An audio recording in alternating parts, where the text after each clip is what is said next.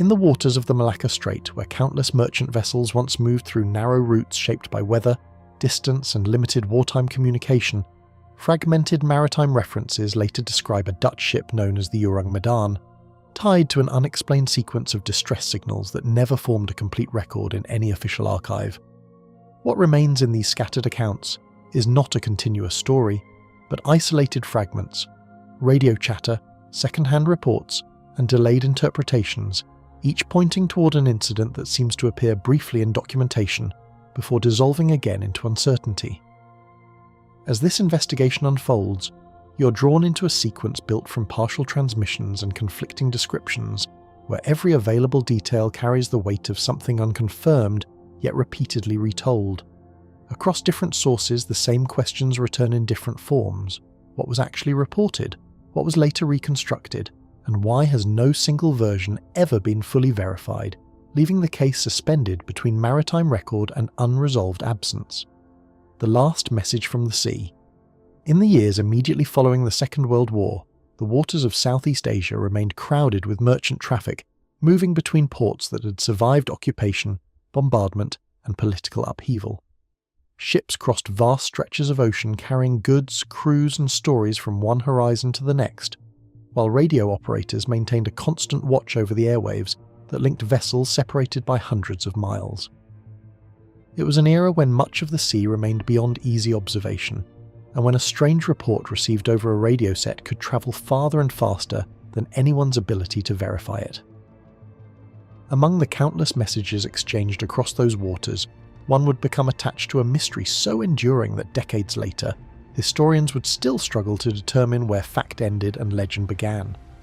The story centres on a vessel known as the Ourang Medan, a name that has appeared in maritime publications, newspaper articles, and investigations into unexplained events at sea.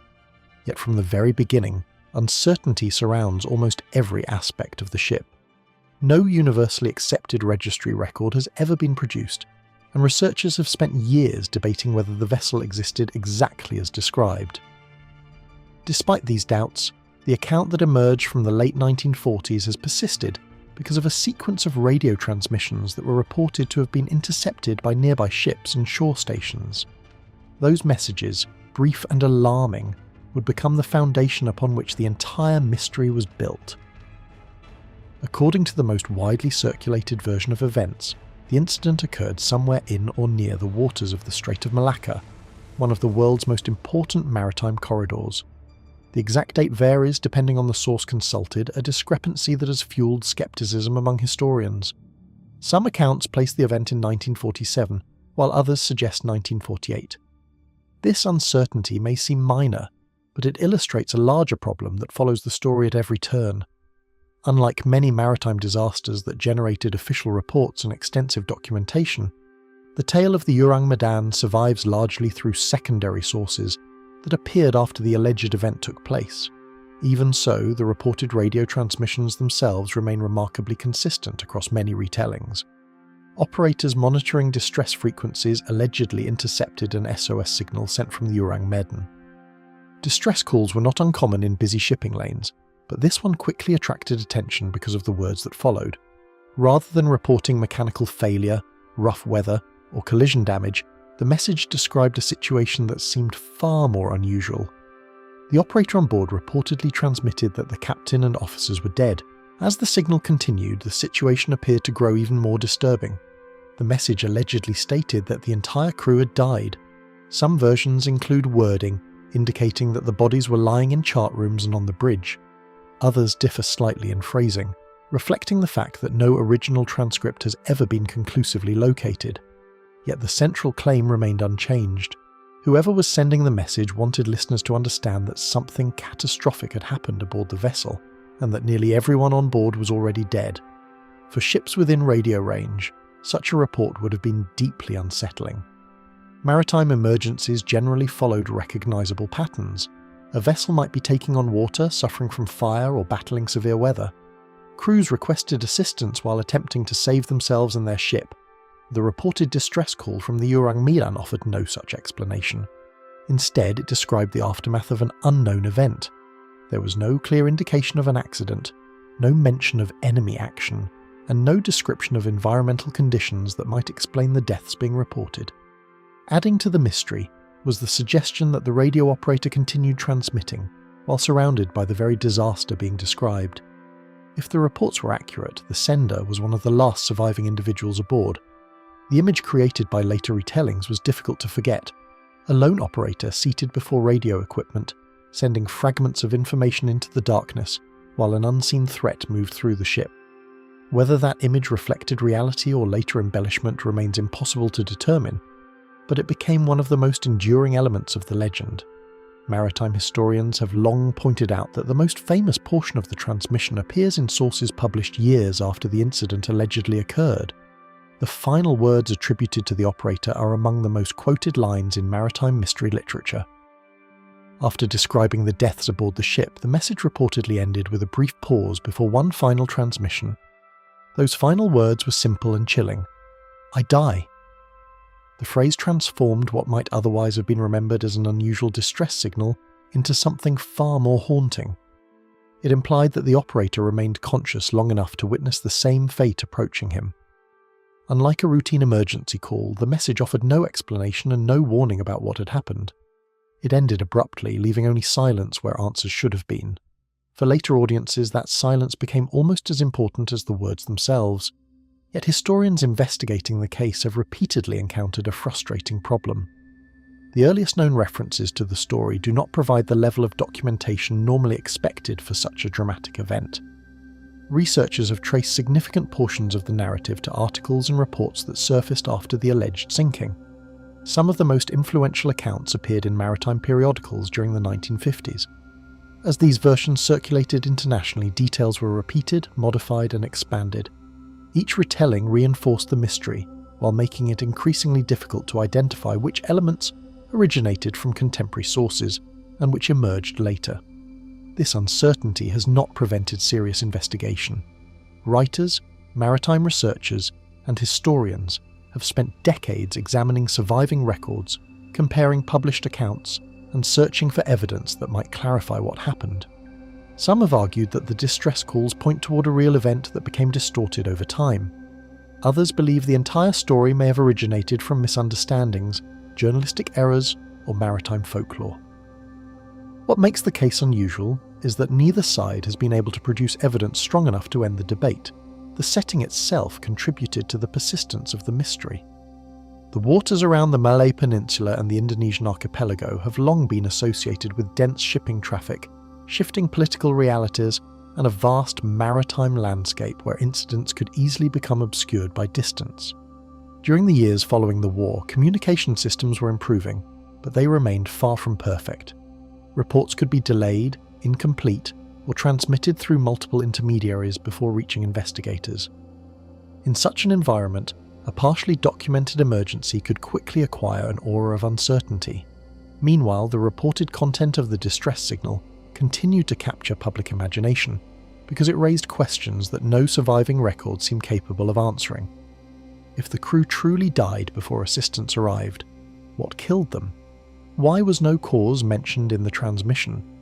Why did the operator appear able to send messages while others had already perished?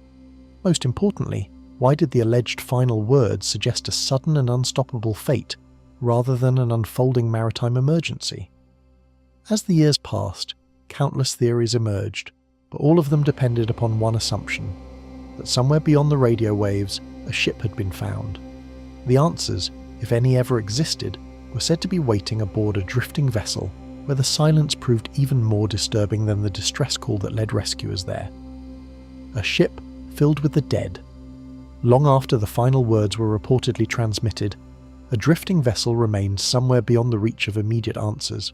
Somewhere in the busy waters of Southeast Asia, a distress call had allegedly described a crew already dead before help could arrive, followed by a final message that seemed to mark the end of the sender himself. For those who received the transmission, the next step would have been straightforward in principle: locate the ship and determine what had happened. Yet the story that emerged from the alleged rescue effort would become even more difficult to explain than the message that had summoned it, transforming a maritime emergency into one of the most debated mysteries in nautical history. Across a stretch of heavily travelled sea, rescuers were said to have encountered a ship that showed little outward sign of catastrophe. Later accounts consistently described the Ourang Medan as still afloat when found, a detail that immediately distinguished the incident from many other maritime disasters. There were no reports of severe storm damage, no descriptions of a vessel breaking apart in rough seas, and no indication that the ship was actively sinking when it was first approached. Instead, the image that survives is one of an intact vessel drifting aimlessly, isolated from the normal rhythms of maritime life despite being located within one of the world's busiest shipping regions. Repeated attempts to establish contact allegedly produced nothing except the same unnerving silence. In ordinary circumstances, a ship receiving assistance would respond to radio signals, visual communications, or shouted calls from nearby vessels. According to later retellings, no such response came from the Ourang Medan. The decks appeared deserted, and no crew members emerged to acknowledge the approaching rescuers. Silence at sea was not unusual in itself, but silence from a vessel that had recently transmitted an urgent distress call carried a different meaning. It suggested that whatever had happened aboard had already run its course. Upon crossing the threshold between open water and the ship itself, the search for survivors reportedly took an unexpected turn. Accounts differ regarding the identity of the rescuers and the exact sequence of events, a recurring problem throughout the Ourang Medan story. But many versions describe a boarding party moving cautiously through the vessel. What they allegedly encountered was not a scene of struggle or destruction. Instead, the ship appeared strangely orderly. Equipment remained in place, passageways were navigable, and there were no widely reported signs of extensive physical damage. Yet despite this appearance of normality, something was clearly wrong. Deeper within the vessel, attention eventually turned toward the officers whose fate had been mentioned in the distress call. The message received over the radio had reportedly stated that the captain and officers were dead, and later descriptions of the boarding claimed this information proved accurate. Accounts frequently placed the captain on or near the bridge, where he would have been responsible for directing the vessel's movements. Other officers were reportedly found in locations associated with their duties. Although details vary between sources, the broader narrative remains remarkably consistent. Those charged with commanding the ship were among the dead discovered aboard. Scattered through multiple sections of the ship, additional discoveries appeared to reinforce the same troubling pattern. Reports describe crew members found throughout the vessel, rather than concentrated in a single area. Some accounts place bodies on deck, while others mention interior compartments, workstations, and common areas. What made these reports unusual was the apparent lack of a clear cause linking the deaths together. Maritime disasters often leave recognizable evidence behind. Fire produces burns and smoke damage. Flooding leaves signs of water intrusion. Violence leaves visible injuries. The descriptions associated with the Ourang Medan offered no similarly obvious explanation, leaving observers to confront a scene that seemed detached from familiar categories of disaster. Near the equipment that supposedly carried the SOS message across the sea, another piece of the mystery awaited explanation. According to many versions of the story, the radio operator was among those found dead aboard the vessel. This detail carried particular significance because the operator was believed to be the source of the final transmissions. If the reported distress call was genuine, then this individual may have been one of the last people alive on the ship. Yet the accounts provide no clear indication of what happened between the transmission of the message and the arrival of rescuers. The radio room, which should have offered clues about the final moments aboard, instead became another unanswered question. Adding to the strangeness of the reports was the presence of a victim that had no role in operating the vessel at all. Among the details most frequently repeated in later retellings is the claim that the ship's dog was also found dead. Like many elements of the Ourang Medan story, this detail cannot be independently verified through surviving contemporary documentation, yet it appears often enough to have become part of the legend. The significance of the claim lies not in the animal itself, but in what it implied. If accurate, it suggested that whatever affected the crew did not target specific individuals. Instead, every living creature aboard may have been exposed to the same unknown threat. Frozen in positions that later witnesses struggled to forget, the dead seemed untouched by the chaos usually associated with maritime disasters. Many accounts emphasize the apparent stillness of the scene rather than any evidence of physical destruction. The vessel reportedly remained afloat. Objects were not widely described as overturned or scattered. The crew were allegedly found where they had fallen, as though their activities had been interrupted without warning. Such descriptions contributed heavily to the mystery's enduring power because they implied suddenness. Whatever happened appeared to have unfolded quickly enough that few, if any, attempts at organised response were evident in the reports that followed. Decades of investigation have revealed just how difficult it is to separate documented facts from repeated claims. Researchers examining the case encounter the same challenge at nearly every stage. The most detailed descriptions of the boarding do not come from official investigative records preserved from the alleged incident. Instead, they appear in later articles, maritime publications, and retellings that often rely upon one another as sources. This does not automatically render the story false, but it does make certainty elusive. Historians can trace how the narrative spread, yet establishing exactly what rescuers saw aboard the vessel remains far more difficult.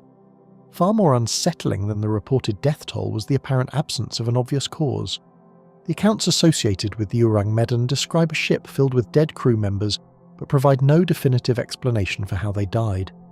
This gap in the story became the foundation upon which countless theories would later be built. Some researchers suggested toxic gases, while others proposed dangerous cargo or environmental hazards.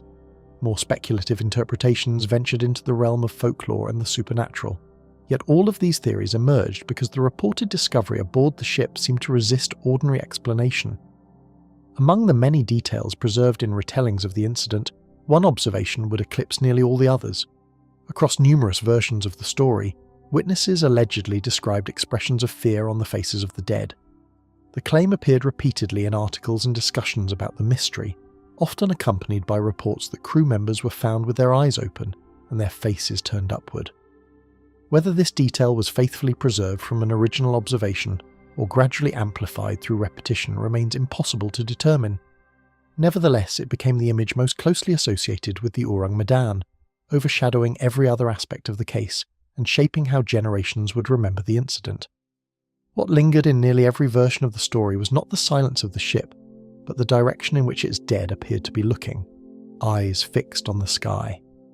Beyond the silence that reportedly greeted rescuers, another feature of the scene would come to dominate nearly every retelling. Long after questions about the ship's identity, route, and cargo became subjects of debate, descriptions of the bodies remained at the centre of the mystery. The image persisted because it was unusually specific. Maritime disasters often leave behind uncertainty, confusion, and conflicting testimony, yet the story of the Ourang Medan became associated with a visual detail so striking that it overshadowed almost everything else. Whether repeated accurately or altered through decades of retelling, it was this detail that transformed an obscure maritime incident into one of the most enduring legends ever linked to the sea. Few elements of the Ourang Medan story have been repeated as often as the descriptions of the dead themselves. Across numerous articles, books, and investigations published over the years, accounts consistently describe crew members found with their eyes open. Although details vary from source to source, this observation appears often enough to have become inseparable from the mystery. The claim survives despite the absence of surviving forensic reports that could independently confirm it, illustrating how certain images can become deeply embedded within historical narratives, even when supporting documentation remains elusive.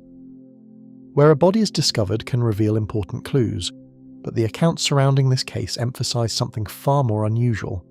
Later retellings rarely focused on the practical details investigators normally seek, such as evidence of mechanical failure or environmental hazards. Instead, attention repeatedly returned to posture, expression, and gaze. This emphasis is significant because it suggests that those recounting the story found the appearance of the dead more memorable than any physical condition of the ship itself. In many ways, the mystery ceased to be about a vessel drifting at sea and became a mystery about what the people aboard may have experienced during their final moments. Descriptions published in later years frequently focused on expressions that appeared frozen at the moment life ended. Some versions of the story claim that crew members displayed faces marked by fear or terror. Others described looks of shock or alarm. Such accounts should be approached cautiously because facial expressions observed after death can be subjective, particularly when they are reported secondhand years after an event allegedly occurred. Nevertheless, these descriptions played a crucial role in shaping public perception. Readers were no longer imagining an unexplained maritime disaster.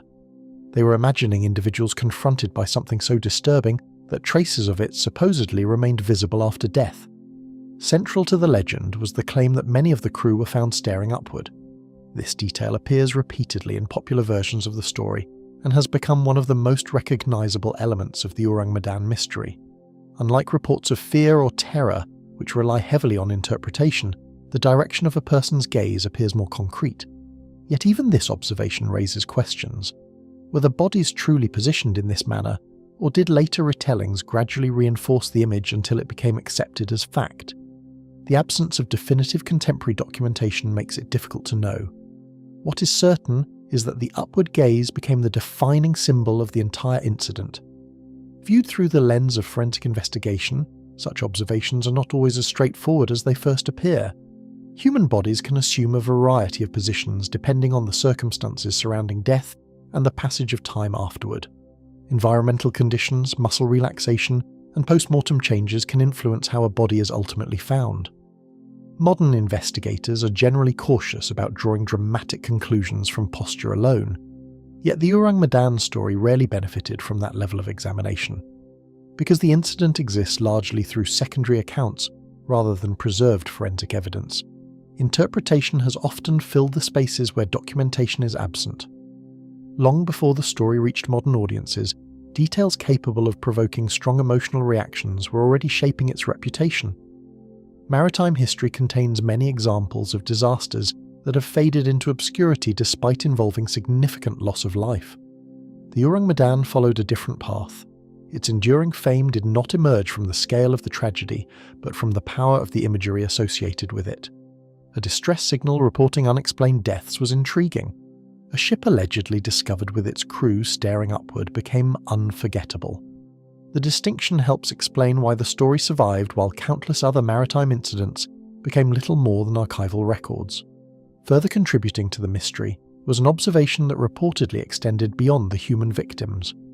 Among the details frequently repeated in later accounts was the claim that the ship's dog was also found dead and displaying behaviour that appeared consistent with the rest of the scene.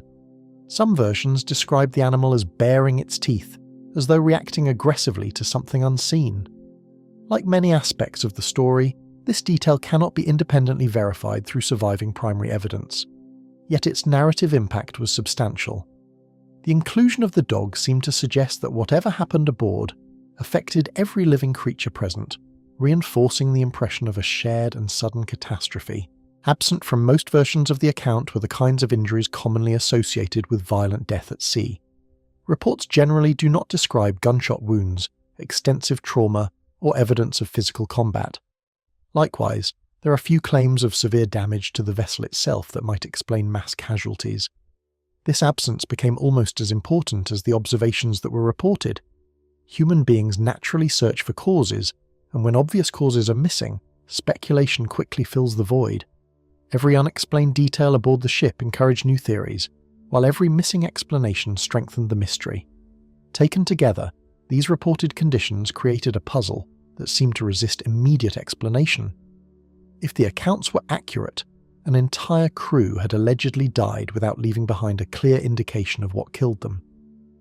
The reported expression suggested fear, yet there was no widely accepted source of danger. The reported postures implied suddenness, yet there was no definitive evidence of a violent event.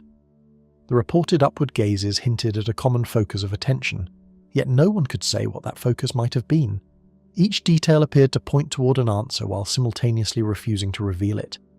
Generations of writers, researchers, and readers would become fascinated by this image for the same reason.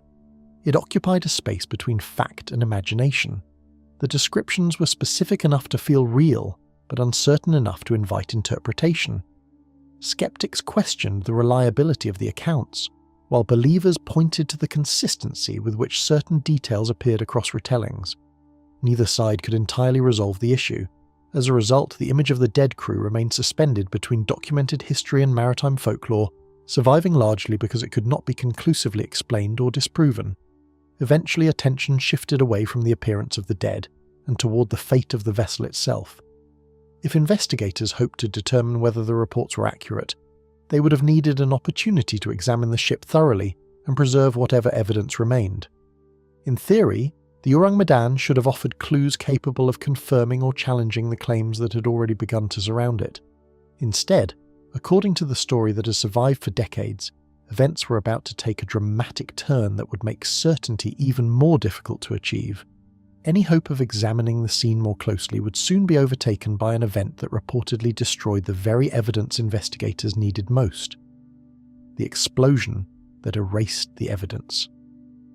Just as attention began to settle on the strange scene aboard the vessel, the possibility of finding answers reportedly started to slip away.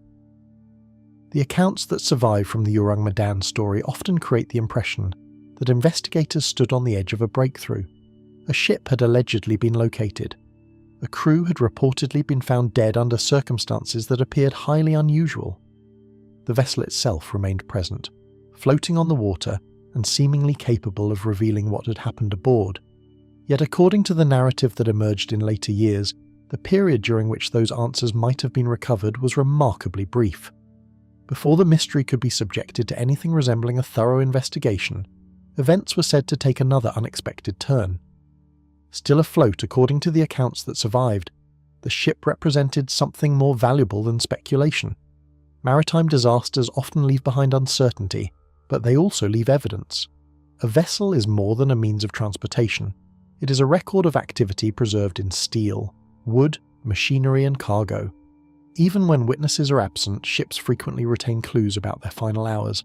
Navigation equipment can reveal routes, cargo holds can reveal contents, crew quarters can provide insight into daily conditions aboard.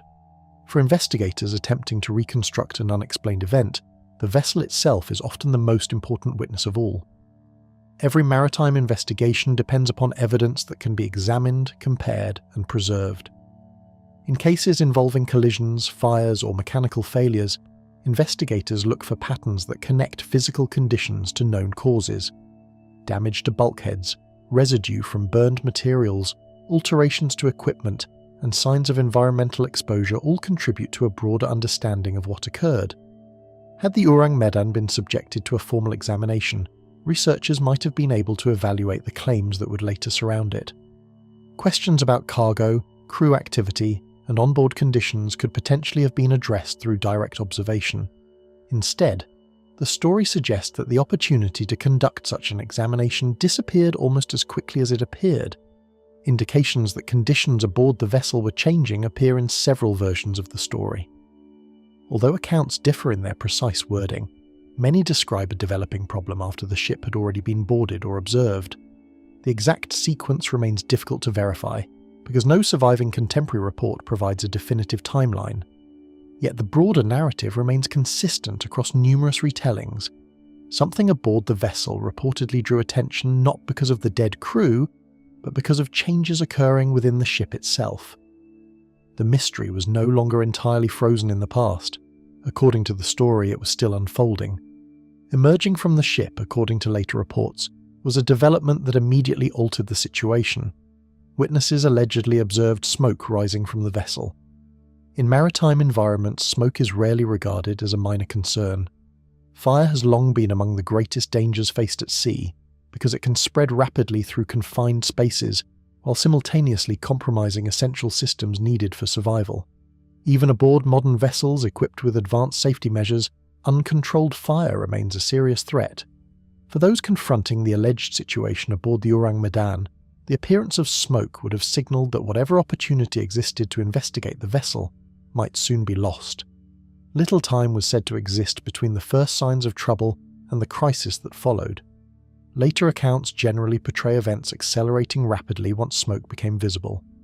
Whether the fire originated within the cargo, machinery spaces, or another section of the vessel remains unknown. The story provides no widely accepted explanation. Instead, the reports focus on urgency. A ship that had moments earlier represented a source of answers was suddenly becoming a source of danger. Any effort to remain aboard for prolonged examination would have been overshadowed by the risk posed by an expanding fire. The priority shifted from investigation to survival. Suddenly, the narrative shifts from unanswered questions to a reported event of overwhelming force. According to the most widely circulated versions of the story, the Ourang Medan exploded. The explosion is often described as catastrophic, powerful enough to transform the situation instantly and dramatically. Yet, as with nearly every major element of the case, surviving documentation remains limited. Historians cannot point to preserved photographs, official investigative files, or contemporary technical analyses confirming exactly what occurred. Instead, knowledge of the alleged explosion comes primarily through later reports that repeated and reinforced the story over time. Despite these limitations, the explosion became one of the defining moments of the legend because it permanently altered the fate of the vessel. Carried beneath the surface along with the vessel were the clues that investigators would have wanted most. According to the traditional narrative, the explosion was followed by the sinking of the ship. In maritime investigations, the loss of a vessel often creates significant obstacles even when substantial documentation survives. When documentation is scarce from the beginning, those obstacles become even greater. If cargo records existed aboard, they were reportedly lost. If physical evidence capable of explaining the deaths remained within the vessel, it disappeared as well. Every unanswered question raised by the distress call and the discovery of the crew became more difficult to address once the ship itself was no longer available for examination. Inevitably, efforts to understand the disaster became intertwined with attempts to explain the ship's destruction. For some researchers, the reported explosion appeared potentially connected to the same unknown event that allegedly killed the crew. If dangerous materials had been present aboard, they might account for both the deaths and the subsequent fire. Others have suggested that hazardous cargo could have created conditions leading to toxic exposure before eventually triggering a catastrophic reaction. Such theories remain speculative, but they illustrate an important aspect of the mystery. The explosion is not merely an ending to the story, it is also one of the few potential clues regarding what may have happened earlier. Particular skepticism has long surrounded this stage of the Ourang Medan story. The destruction of evidence presents an obvious challenge for anyone attempting to verify extraordinary claims.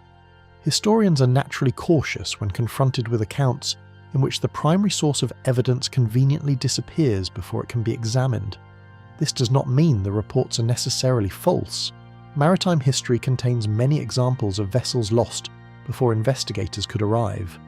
Nevertheless, the alleged sinking of the Ourang Medan contributed significantly to later doubts, because it removed the possibility of independent confirmation. Researchers were left relying largely on descriptions that could not be tested against the physical evidence itself. Far from bringing the mystery to a close, the reported loss of the vessel opened an entirely new set of questions. Had the ship remained afloat and been towed to port, investigators might have produced records capable of clarifying many disputed details. Instead, every uncertainty became more entrenched. Debate expanded beyond the reported deaths of the crew and into questions concerning the vessel's cargo, ownership, route, and even its existence. The disappearance of the ship transformed the mystery from a potentially solvable maritime incident into a puzzle increasingly dependent on fragmented accounts and second-hand reports. In some respects, the sinking may have done more to preserve the legend than any other event associated with it. Thereafter, researchers seeking certainty could no longer rely on a ship resting before them. The physical evidence was reportedly gone, the crew was dead, and the opportunity for direct investigation had vanished beneath the sea. What remained were stories, articles, recollections, and questions passed from one generation to the next.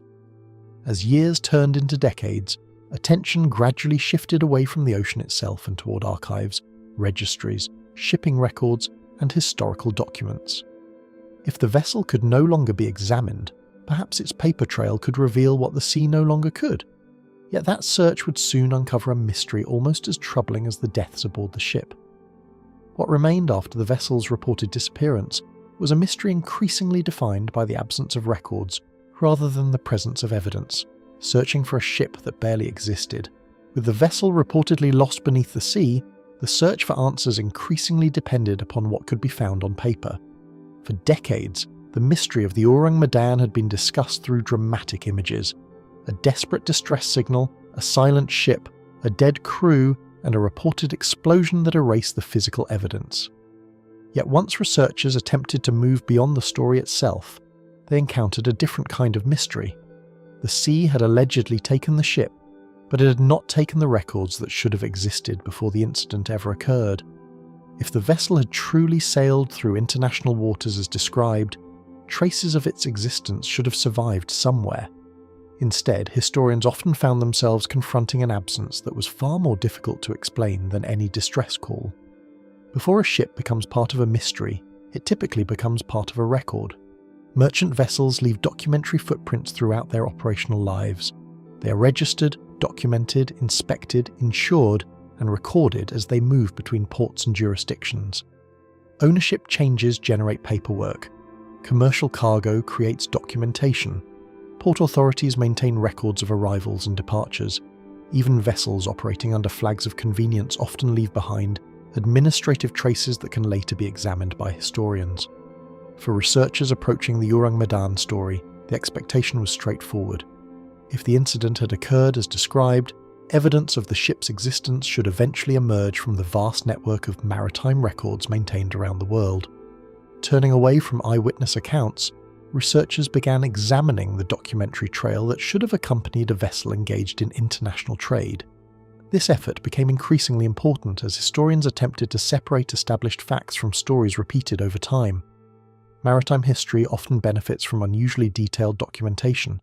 A vessel may leave evidence in customs records, shipping manifests, port logs, newspaper reports, insurance documents, and government archives. Even when a ship is lost, records generated before its disappearance frequently survive. In many historical investigations, these documents provide the framework needed to reconstruct events. The challenge facing researchers of the Ourang Medan was that the expected framework seemed frustratingly incomplete. Almost immediately, investigators encountered an absence that was difficult to ignore. Despite years of research by maritime historians and mystery writers, no universally accepted registry record for a ship named Ourang Medan has emerged. This does not necessarily mean the vessel never existed. Historical records can be lost, damaged, or overlooked. Wartime and post-war periods in particular often produce gaps in documentation. Nevertheless, the difficulty of locating basic records became one of the strongest reasons many researchers approached the story with caution. A ship associated with one of the most famous maritime mysteries of the 20th century seems surprisingly difficult to identify within the very systems designed to record the existence of ships. Among the most persistent challenges was determining exactly how the ship had been registered. Different versions of the story provide different clues, but those clues rarely lead to certainty. Some accounts describe the vessel as Dutch, while others connect it more broadly to the Dutch East Indies, a region undergoing profound political change during the years immediately following the Second World War. The name itself has contributed to confusion. Ourang Medan is generally interpreted as meaning man from Medan, with Medan being a city in present-day Indonesia. Yet a name alone is not sufficient to establish a vessel's identity. Maritime historians typically require supporting documentation, and in this case, such documentation has proven remarkably difficult to locate. Equally difficult was the task of establishing who actually owned or operated the vessel. In many maritime investigations, ownership records help clarify a ship's route, purpose, and activities.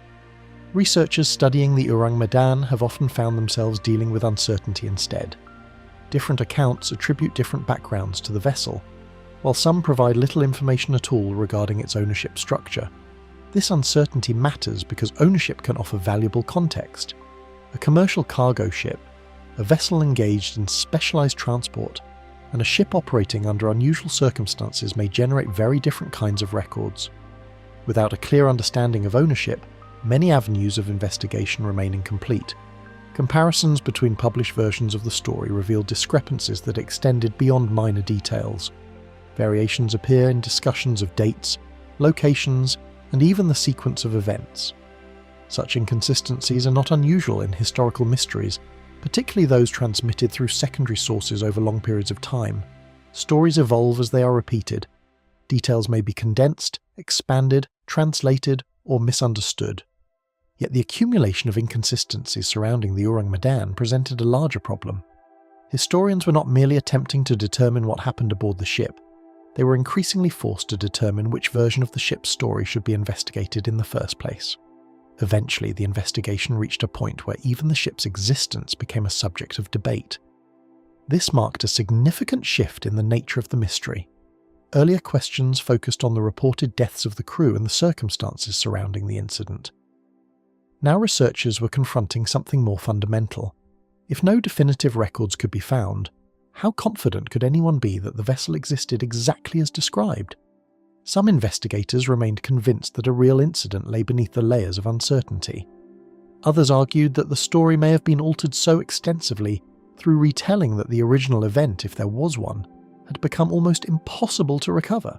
The debate remains unresolved. Maritime historians place enormous value on documentation because ships rarely move through the world unnoticed. Oceans may appear vast and empty, but commercial shipping operates within systems that depend heavily on record keeping. Cargo must be accounted for. Port authorities monitor traffic. Governments regulate maritime activity. Historians therefore tend to regard missing records not as proof of a mystery, but as a problem requiring explanation. The absence of documentation surrounding the Ourang Medan became significant precisely because it stood in contrast to the level of documentation that normally accompanies commercial vessels. Every missing record encouraged further investigation, yet every investigation seemed to produce additional questions. Rather than assuming deception, some researchers have pointed toward more ordinary explanations for the missing records. The years following the Second World War were marked by political upheaval, administrative transitions, and widespread disruption throughout Southeast Asia. Records were not always preserved perfectly. Governments changed, institutions were reorganized, archives were damaged or lost. In addition, the story itself appears to have traveled across languages and national boundaries, creating opportunities for misunderstanding and distortion. These factors provide plausible explanations for at least some of the difficulties historians have encountered, yet they do not fully resolve the broader problem. Even after accounting for post-war disruption, the documentary trail remains unusually thin for a ship associated with such a famous story. Beneath the original mystery of unexplained deaths, a second mystery had quietly taken shape. Researchers who began by asking what happened aboard the Ourang Medan often found themselves asking whether the vessel could be firmly identified at all. The two questions became inseparable. If the ship could not be documented, evaluating claims about its crew, cargo, and final voyage became substantially more difficult. Every uncertainty reinforced the others. The result was a mystery layered upon a mystery, with each layer complicating efforts to reach a definitive conclusion. Speculation tends to thrive wherever evidence becomes scarce, and the Ourang Medan proved no exception. As historians struggled to locate records capable of clarifying the ship's identity, alternative explanations began to attract attention. Some researchers wondered whether the vessel may have been operating under circumstances that discouraged documentation. Others questioned whether certain aspects of its activities were intentionally concealed. The lack of clear records created space for increasingly ambitious theories, many of which attempted to explain both the documentary gaps and the strange events reportedly associated with the ship. Whether any of those theories were correct remained uncertain, but they reflected a growing belief that the missing records might themselves be an important clue. The uncertainty surrounding the ship's identity eventually encouraged theories that hidden cargo and official secrecy might explain what the surviving records could not. Cold War secrets beneath the deck. From the gaps left behind by incomplete records emerged a question that would reshape the direction of the investigation. Historians searching for evidence of the Ourang Medan often found themselves confronting the same problem: too many missing pieces and too few reliable answers. The vessel's reported disappearance had already removed the possibility of direct examination, while the scarcity of documentation made it difficult to reconstruct its history with confidence. Faced with these limitations, some researchers began looking beyond conventional explanations. If the ship could not easily be traced through surviving records, perhaps the reason was not simply poor documentation. Perhaps the nature of its cargo, its mission, or the circumstances surrounding its voyage had contributed to the unusual silence that seemed to surround the case. Across much of the world, the years following the Second World War were marked by movements that attracted little public attention. Vast quantities of military equipment remained scattered across continents and oceans after the fighting ended. Governments faced the enormous task of transporting, storing, disposing of, or repurposing wartime materials accumulated over years of conflict. The transition from war to peace was not immediate. Weapons, ammunition, chemical substances and military supplies continued to move through international shipping networks long after major battles had ceased. Much of this activity occurred far from public view, hidden within cargo manifests, warehouses, naval facilities, and commercial shipping routes that connected distant parts of the world. Beneath the stories of distress signals and unexplained deaths lay another issue that researchers could not easily dismiss. The accounts associated with the Ourang Medan rarely provided clear information about what the vessel was carrying. In ordinary maritime investigations, cargo often becomes one of the first areas examined because it can help explain accidents, fires, toxic exposures, and mechanical failures. Cargo tells investigators what risks may have been present aboard a ship, yet in this case, the reported loss of the vessel and the uncertainty surrounding its documentation left a significant gap. Without a verified cargo manifest, researchers were left to speculate about what might have occupied the holds beneath the crew's feet during the voyage. One explanation gradually gained prominence because it appeared capable of connecting otherwise unrelated pieces of the mystery. Over time, some writers and researchers proposed that the vessel may have been transporting dangerous military materials, possibly undeclared or improperly documented. Versions of this theory vary considerably. Some focus on chemical substances allegedly left over from wartime stockpiles. Others suggest the possibility of hazardous military cargo moving through commercial channels. What these interpretations share is the belief that a concealed cargo could help explain several of the mystery's most puzzling features. The theory remains speculative, but its influence has been significant because it offers a framework that attempts to unite multiple unanswered questions under a single explanation. Long after military conflicts end, the materials created for them often continue their journeys. History contains numerous examples of surplus weapons, ammunition, and hazardous substances remaining in circulation after wars conclude. The Second World War generated enormous quantities of military material distributed across multiple continents. In the years that followed, governments and private operators faced complex decisions regarding storage, disposal, transport, and redistribution. Some materials were destroyed, while others continued moving through military and civilian networks.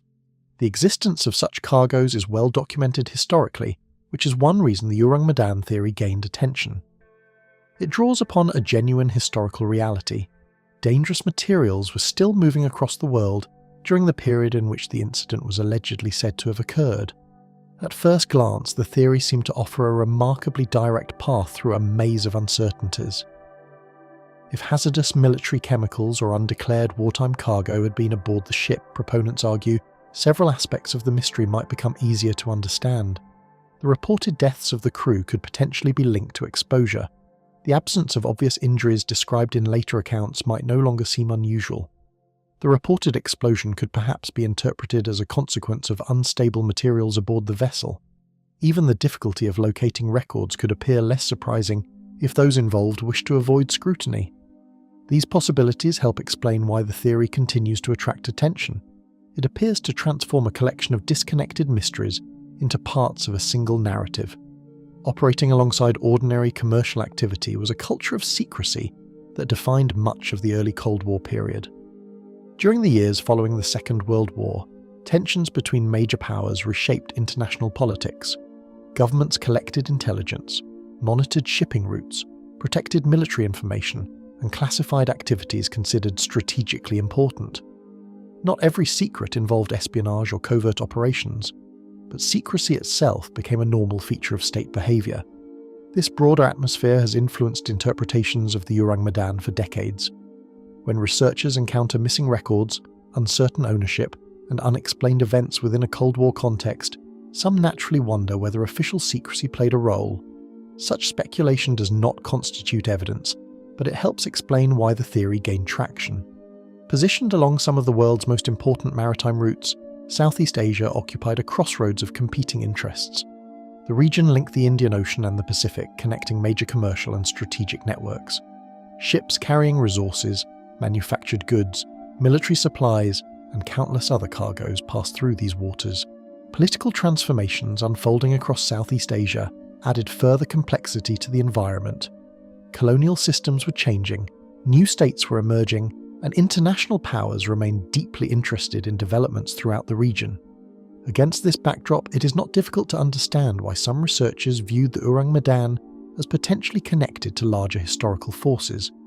The waters through which it allegedly sailed were not isolated backwaters, but part of a global system shaped by commerce, politics, and strategic competition. Absent from the discussion, however, was the kind of evidence historians usually seek before accepting such claims. No verified cargo manifest has surfaced demonstrating that the vessel carried military chemicals. No official government document has emerged confirming covert transport operations connected to the incident. The theory rests largely upon inference rather than direct proof. This distinction is crucial. Historical investigation requires separating what is possible from what can be demonstrated. While the existence of dangerous military cargoes elsewhere is well documented, establishing that such cargo existed aboard the Ourang Medan is a far more difficult task. The gap between possibility and proof remains substantial.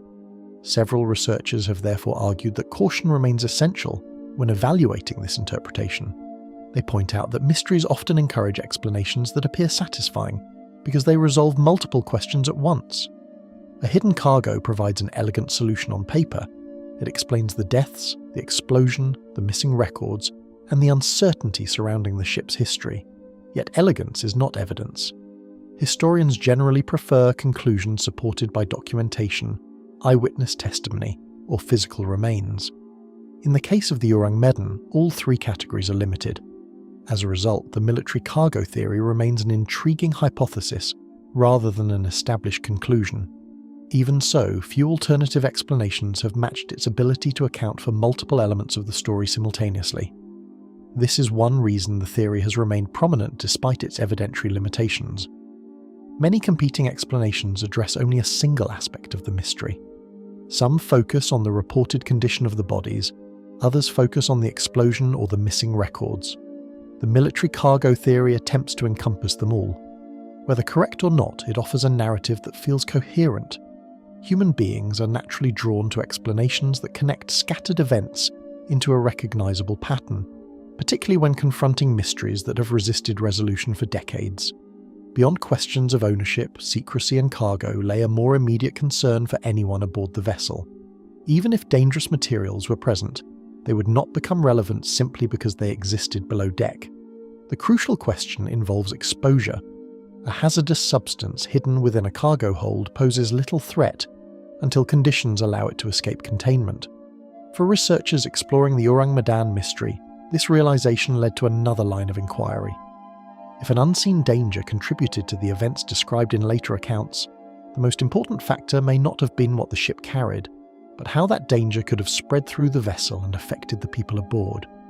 Whatever may have been hidden below deck, its effects would have mattered only if they found a way to reach the people above it. Poison in the air. Attention eventually shifted from what may have been stored aboard the vessel to what may have escaped from it. In earlier chapters of the investigation, the focus had moved from a reported distress call to a silent ship, then to the condition of the crew, and later to the loss of both the vessel and its documentation. Yet within the gaps left behind by those accounts, a different kind of explanation began to take shape. Instead of searching only for physical evidence of cargo or structural failure, some researchers began to consider whether the true cause of the tragedy might have been something far less visible, something that could not be easily recorded once it had dissipated into the surrounding air. Invisible dangers have long posed some of the greatest risks to those who work at sea. Unlike storms or collisions, atmospheric hazards do not leave behind clear and permanent traces once they have passed. Gases can disperse quickly. Odours can fade. Toxic exposure may leave no obvious mark on a vessel once ventilation or weather conditions change. In enclosed environments such as ships, where air circulation is limited and compartments are tightly sealed, even small concentrations of hazardous substances can become dangerous. Maritime history contains numerous documented cases in which crews have been affected by fumes or gases produced unintentionally by cargo, fuel systems, or chemical reactions occurring below deck. Scientific explanations entered the discussion because they offered a way to examine the mystery without relying on extraordinary assumptions. The Ourang Medan story, as it has been repeated in various forms, describes sudden and widespread death among crew members, a lack of clearly reported injuries, and an environment that appeared strangely undisturbed apart from the presence of bodies. For researchers attempting to interpret these descriptions, toxic exposure presented a framework that could be explored through established scientific principles. Rather than invoking unknown forces, it focused on how known substances behave under specific conditions, particularly in confined maritime environments where detection may be delayed or incomplete. Among the substances most frequently mentioned by researchers is carbon monoxide. This gas is produced by incomplete combustion and is particularly dangerous because it is colourless, odourless, and capable of displacing oxygen in the bloodstream. In enclosed spaces, it can accumulate without immediate warning, leading to rapid incapacitation and death depending on concentration levels and exposure time. In maritime contexts, carbon monoxide can originate from engine exhaust, malfunctioning equipment, or fires occurring in poorly ventilated compartments. The relevance of this gas to the Ourang-Medan discussion lies not in evidence of its presence, but in its ability to produce sudden and widespread effects that align broadly with some reported aspects of the story. Another possibility sometimes raised involves hydrogen cyanide and related toxic compounds.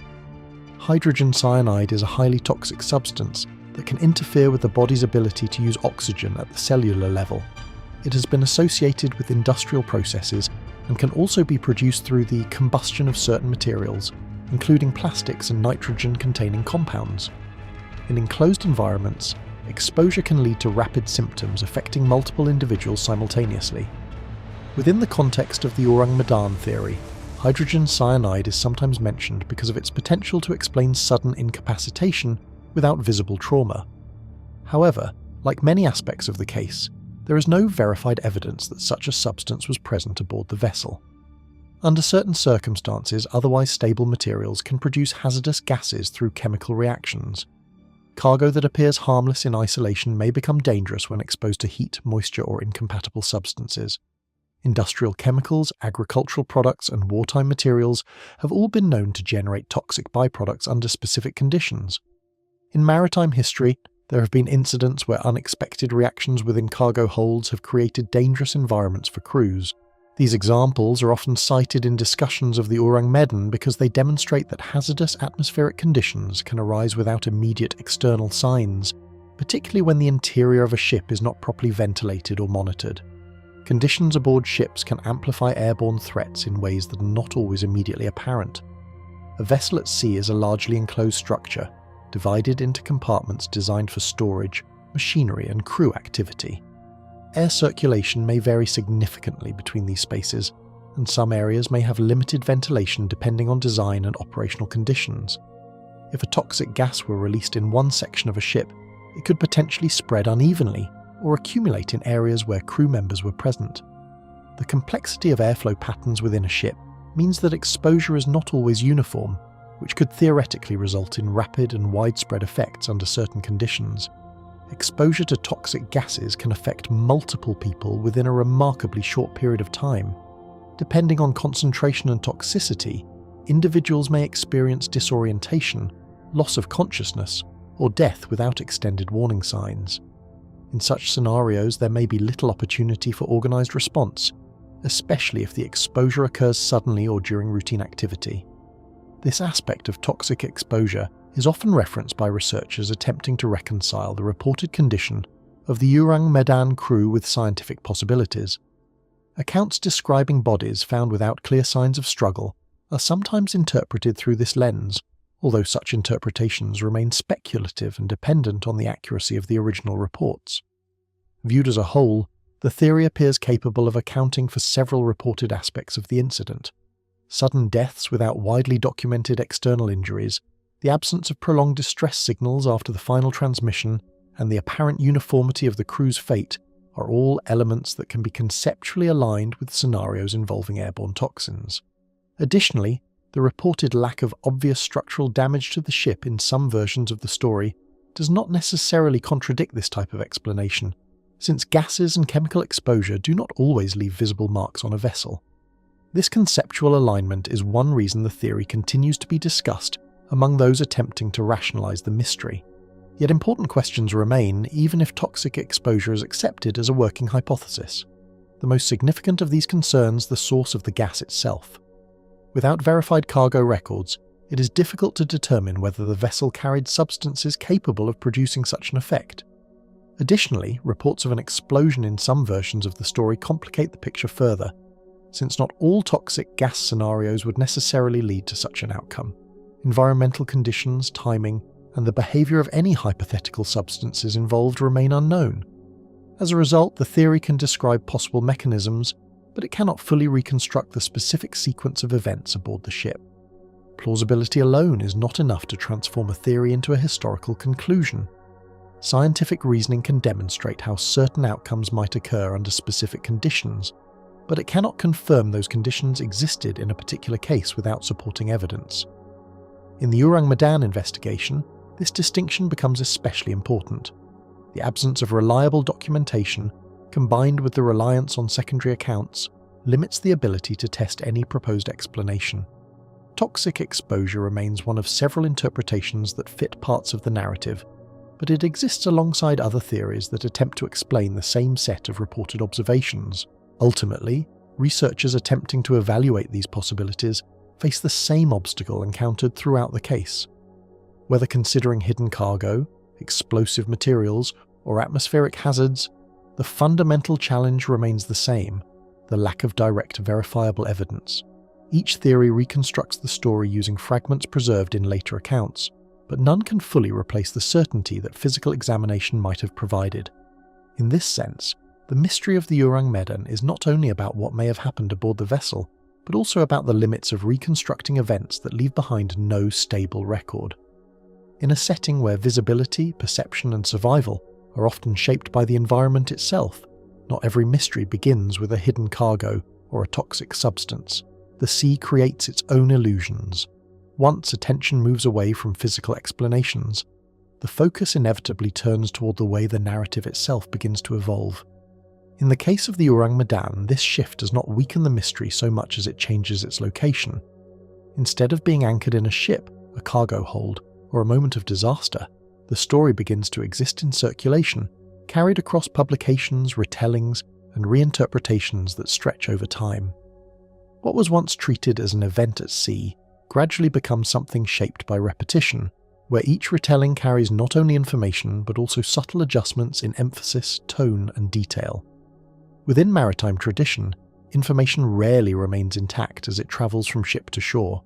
The ocean has always functioned as both a physical and informational distance, where accounts of events pass through informal networks long before they are ever formally recorded. Sailors share stories in ports, in dockside conversations, and across ships that may never have witnessed the same events directly. In this environment, reports are often transmitted without documentation, relying instead on memory and oral exchange. Over time, this creates a structure in which stories are preserved not as fixed records, but as living narratives that adapt to the conditions of their transmission.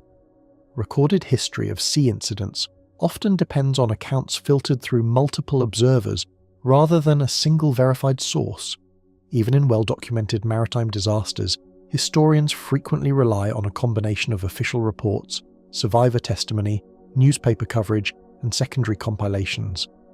Each layer introduces the possibility of variation. Details may be omitted, rearranged, or emphasized differently depending on context. In cases where direct evidence is limited or absent, these variations become more significant, as they form the primary basis through which events are reconstructed. The Ourang Medan story, as it appears in modern discussions, reflects precisely this layered structure of transmission. Between ports, languages, and informal exchanges, meaning can shift in subtle but significant ways. Translation is not always a neutral process. Words may carry different implications depending on linguistic context, and maritime terminology can vary between regions and historical periods. When accounts move across linguistic boundaries, small shifts in phrasing can alter interpretation without intentionally changing the content. Over time, these minor adjustments accumulate, producing versions of the same narrative that appear consistent on the surface but differ in underlying detail. In the case of widely circulated maritime stories, this process can contribute to uncertainty about what was originally observed versus what was later inferred. In the earliest documented appearances of the Ourang Medan account, details are already inconsistent across sources. Some versions provide specific descriptions of distress signals, while others focus more heavily on the condition of the ship or its crew. Certain accounts emphasize timing and sequence, while others omit such structure entirely. This variation is important not because it invalidates the narrative, but because it illustrates how the story was already undergoing transformation at the point of its earliest written appearance. Rather than a single unified report, what emerges is a collection of overlapping narratives that share core elements but differ in execution. Through repeated retelling, certain elements of the story began to stabilize while others gradually disappeared. The human mind tends to preserve striking or emotionally charged details, particularly those that are easy to visualize or communicate. As a result, specific images associated with the Ourang Medan, such as the condition of the crew or the suddenness of the reported events, become more prominent over time. Less vivid or more ambiguous details tend to fade or become less consistent across accounts. This process of selective retention is common in oral and written traditions alike, where the most memorable aspects of a story often become its defining features. As descriptions circulated further, visual motifs started to dominate the narrative structure. Certain images recur across multiple retellings, not necessarily because they originate from a single verified observation, but because they are structurally effective in conveying meaning. In maritime storytelling, visual clarity plays a significant role in how accounts are preserved. Descriptions that are easy to imagine or communicate tend to persist, while more complex or uncertain details are often simplified. Over time, these recurring visual elements can take on a sense of permanence, even when their origin cannot be traced with certainty. Psychological studies of storytelling suggest that uncertainty naturally gives rise to structured interpretation. When individuals encounter incomplete information, they often attempt to organize it into coherent patterns. This does not necessarily involve deliberate invention, but rather an unconscious effort to make sense of fragmented data. In collective storytelling environments, this tendency can lead to the gradual formation of narrative frameworks that feel internally consistent even when based on incomplete evidence. The Ourang Medan story reflects this dynamic, where gaps in information are filled not by documentation, but by interpretive structure that emerges through repetition. Across maritime culture, unexplained vessels have long occupied a space between observation and legend. The sea has historically been associated with uncertainty, where visibility is limited and events can be difficult to verify directly. Stories of ghost ships, abandoned vessels, and unexplained maritime encounters appear in various cultural traditions, often shaped by the conditions of life at sea. These narratives do not necessarily originate from a single source, but develop through shared experience and collective storytelling. Within this broader context, the Ourang Medan account can be seen as part of a wider tradition in which maritime mysteries evolve alongside the communities that transmit them. Attempting to trace a singular origin for widely repeated maritime accounts often reveals fragmented and incomplete sourcing. Even when researchers attempt to identify the earliest possible reference, they are frequently confronted with indirect citations or secondary compilations that do not lead back to a definitive primary document. This does not automatically imply fabrication, but it does complicate efforts to reconstruct the original event. In the absence of a clear foundational record, the narrative becomes dependent on the accumulation of later references, each contributing its own interpretation of what may have occurred. When different versions are placed side by side, the accumulation of variation becomes difficult to ignore. Small differences in phrasing, emphasis, and detail gradually build into larger structural discrepancies. Some accounts emphasize urgency, while others focus on discovery or aftermath. Some include additional elements that are absent in other versions. These inconsistencies do not necessarily negate the possibility of an underlying event, but they do challenge efforts to define that event with precision. Instead, what emerges is a spectrum of narratives that share a common core but diverge in expression. Over extended periods of repetition, stories begin to reflect the structure of memory more than the structure of events. Memory itself is not static. It is reconstructive, influenced by subsequent information, emotional emphasis, and repetition. As stories are retold across different contexts, they begin to mirror this reconstructive quality, gradually shifting from fixed accounts to adaptive narratives. The Ourang Medan story, as it exists today, reflects this process of transformation, where the boundaries between original observation and later interpretation become increasingly difficult to separate. As these accounts continue to circulate, attention eventually returned to the witnesses' reports and contradictions that first shaped the story. Witnesses, reports, and contradictions. Printed references to the Ourang Medan narrative, when examined closely, reveal uncertainty rather than resolution. What initially appears as a documented maritime incident becomes increasingly unstable once the earliest accessible texts are placed side by side. Instead of converging toward a single account, these sources resist alignment, offering variations in detail that suggest the story was never fully fixed at the point of its first circulation. For researchers attempting to reconstruct events, this creates a fundamental challenge. The written record does not behave like a single thread, but rather like multiple strands that only appear connected at distance. Establishing the earliest surviving version of any maritime account requires navigating incomplete and fragmented publication trails.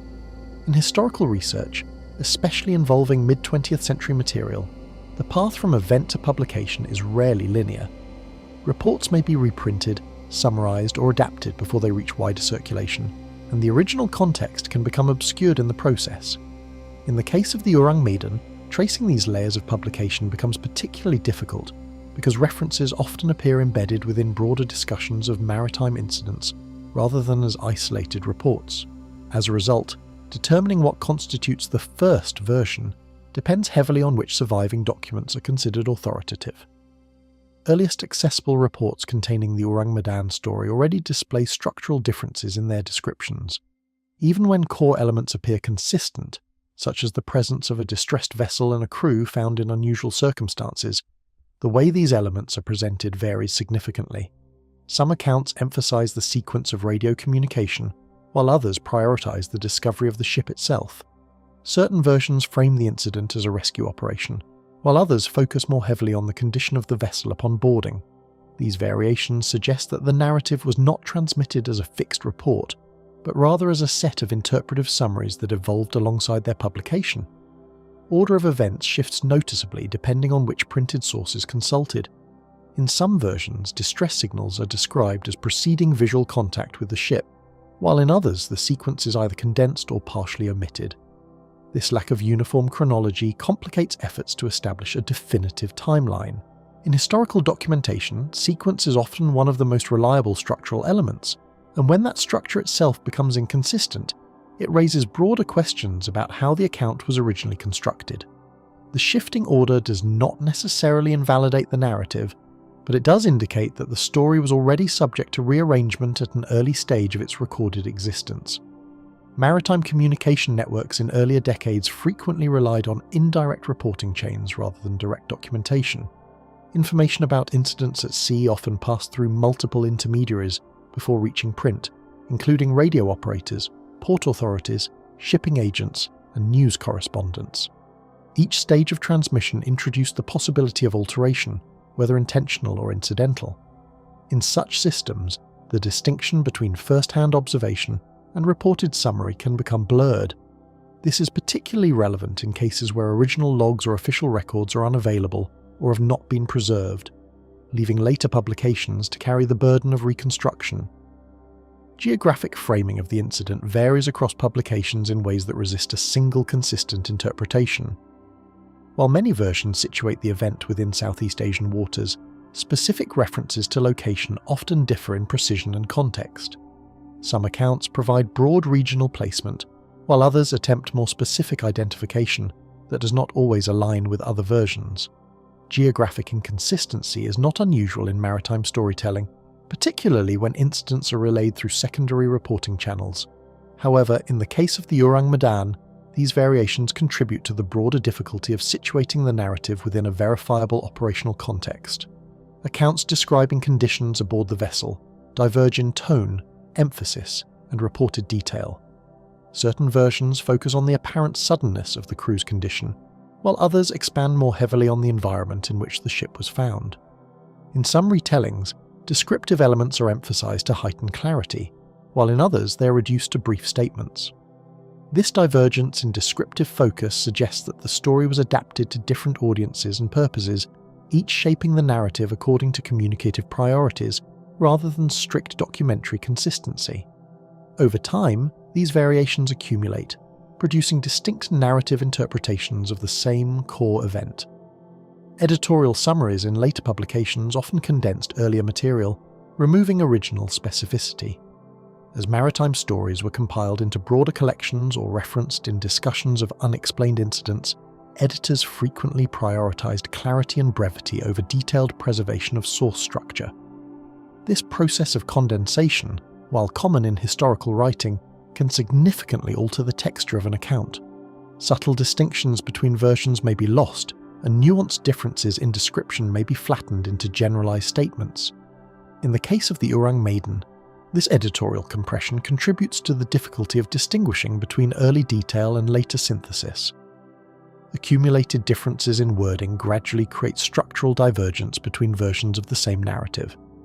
What begins as minor variation in phrasing eventually develops into more substantial differences in how the event is understood and presented. Over time, these variations influence not only the details of the story, but also its implied meaning. In some accounts, emphasis falls on the mystery of the crew's condition, while in others the focus shifts toward the vessel's disappearance or lack of documentation. These shifts demonstrate how narrative structure can evolve independently of any single confirmed source. Researchers attempting synthesis of the surviving accounts have produced multiple competing timelines. Efforts to unify the story into a coherent sequence often require selecting one version of events over another, or attempting to merge conflicting elements into a single framework.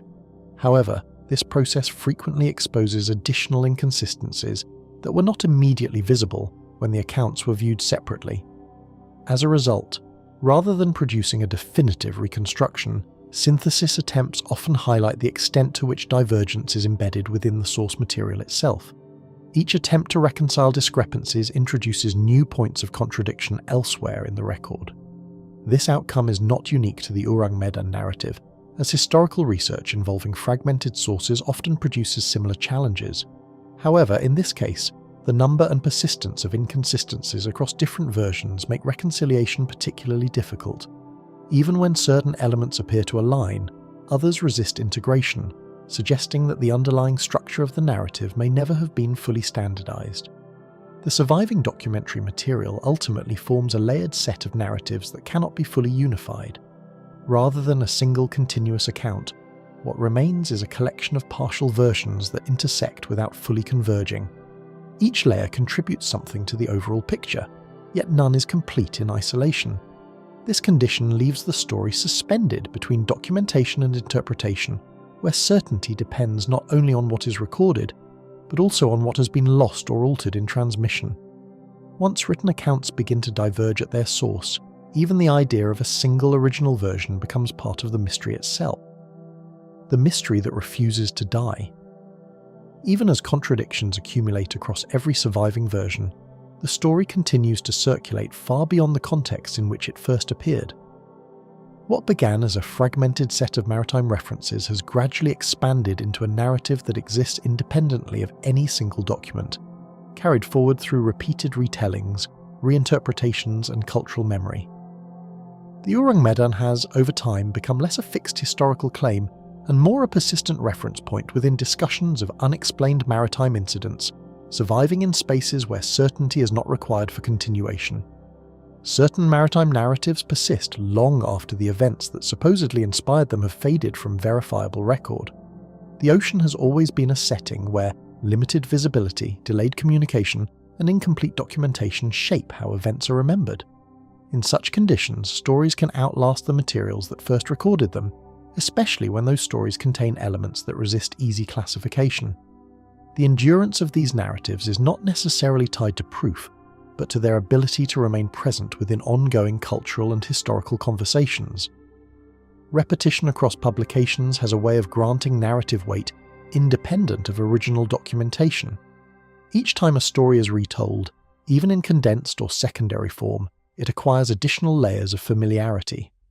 Over time, familiarity itself can begin to resemble authority, particularly when multiple sources echo similar elements. In the case of the Ourang Medan, repeated references across different contexts have contributed to a sense of continuity, even when the underlying details vary significantly between accounts. The absence of definitive archival confirmation has never fully prevented continued retellings of the incident. Despite extensive discussion and repeated attempts at verification, no universally accepted primary record has emerged that conclusively establishes the full circumstances of the event. Yet this absence has not resulted in disappearance. Instead, the story persists in a parallel space where documentation and narrative exist side by side, each influencing how the other is perceived. The lack of closure has, in effect, become part of the story's identity. Over time, references to the Ourang Medan have appeared in diverse historical and cultural contexts. These references do not always originate from the same source tradition, nor do they always present identical details. Some emphasize maritime mystery, others focus on unexplained loss at sea, and still others incorporate the story into broader discussions of ghost ships and unexplained disappearances.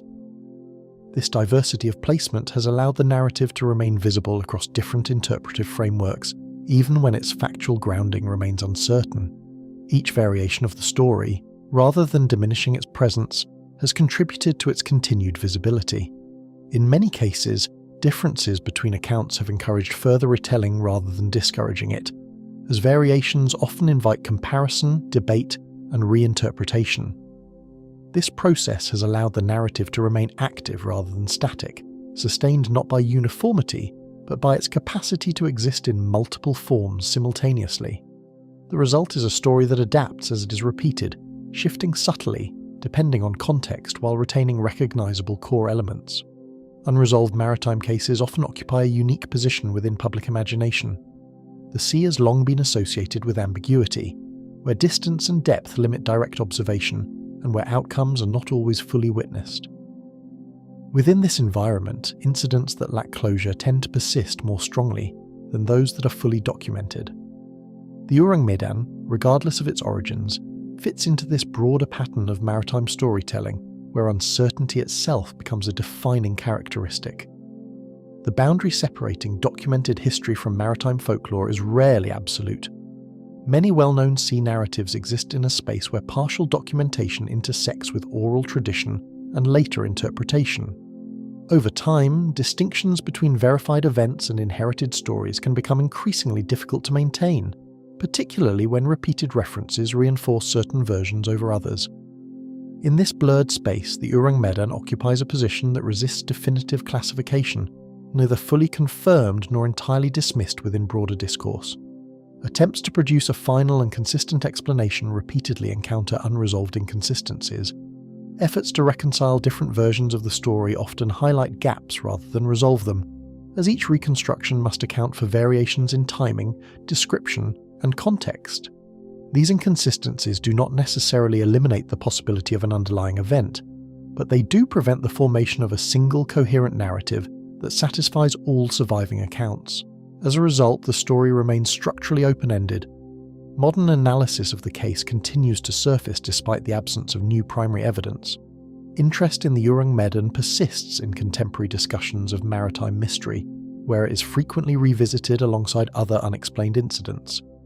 These renewed examinations often focus not on discovering new facts, but on reassessing existing material through different interpretive lenses.